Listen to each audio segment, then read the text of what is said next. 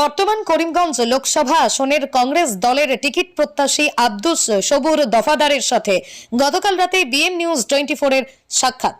বিস্তারিত দেখুন ভিডিওতে। স্যার, করিমগঞ্জ লোকসভা আসনে আপনি তো টিকিট প্রত্যাশী, আপনি বলেন তো আপনি কতটুকু আশাবাদী যে আপনি টিকিট পাবেন বলে? আমি আশাবাদী 100%। আশার এই সোর্সটা হলো, মানুষ যদি আমাকে ডেফিনেটলি তাদের ম্যান্ডেট দেয়, আমি কোনো আশাবাদী হব না। আমি তো হোপফুলের জন্য তো আমি দিনরাত এই ফিল্ডে কাজ করছি। আমার কনফিডেন্ট ডেফিনেটলি পার্টি আমার এই মেহনতের মুআফজা দেবে। আপনি তো বলেছেন আপনি পুরো আশাবাদী টিকিট পাবেন বলে। আপনার টিকিট পেলে আপনি কতটুকু জেতার সম্ভাবনা রয়েছে আপনার কাছে?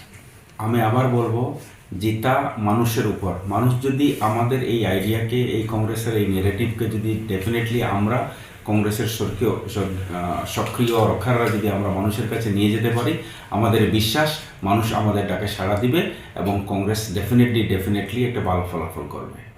যুবনেতা হিসাবে আপনি যুবকের জন্য কী চিন্তাধারা নিয়েছেন? যুবকরাই হলো এই সংগঠনের চালিকা শক্তি।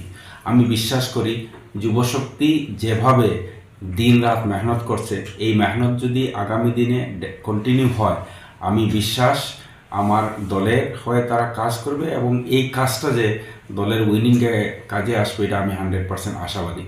আমার প্রথম প্রায়োরিটি হবে যুবদেরকে আরেকবার অনুপ্রাণিত করে এই দলের সাথে নেটওয়ার্ক বিল্ড আপ করা, কানেক্ট করা এবং তাদেরকে অনুপ্রাণিত করা।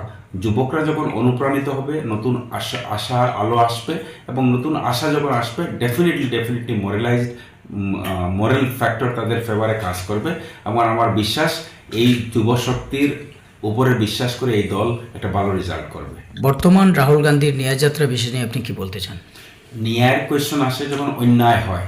বিজেপির অন্যায় রুলের ভিতরে যে ইস্যুসগুলো আমাদেরকে আমাদের দলীয় নেতৃত্ব প্রায়োরিটি দিয়েছে, এদের মধ্যে প্রথম হলো পলিটিক্যাল ন্যায়, 2 নম্বর হলো সোশ্যাল ন্যায়, আর 3 নম্বর হলো লিগেল ন্যায়।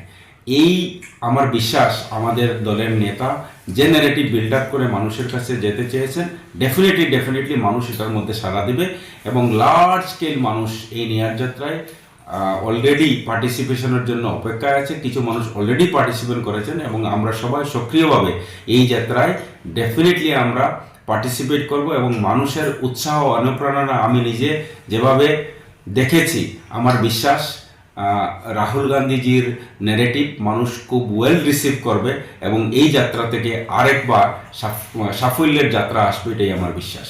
আপনি যেহেতু এতদিন থেকে কংগ্রেসে কাজ করছেন, তাই কংগ্রেসের যে সংগঠনের সাথে আপনার কতটুকু সম্পর্ক ভালো রয়েছে? আমি সত্যি ফরচুনেট যে কংগ্রেসের মানুষ যেভাবে আমাকে সাহায্য সহযোগিতার হাত বাড়িয়ে দিয়েছেন, আমি পুরো সংগঠনের কাছে কৃতজ্ঞ। বিশেষ করে প্যারেন্ট অর্গানাইজেশন, ইউথ অর্গানাইজেশন, সেবা দল, ইউএন ফ্রন্ট, লিগেল সেল এবং বিভিন্ন সংগঠনের সেলের মুরব্বীরা আমাকে যেভাবে আপনভাবে নিয়েছেন, আমি ওনাদের কাছে কৃতজ্ঞ।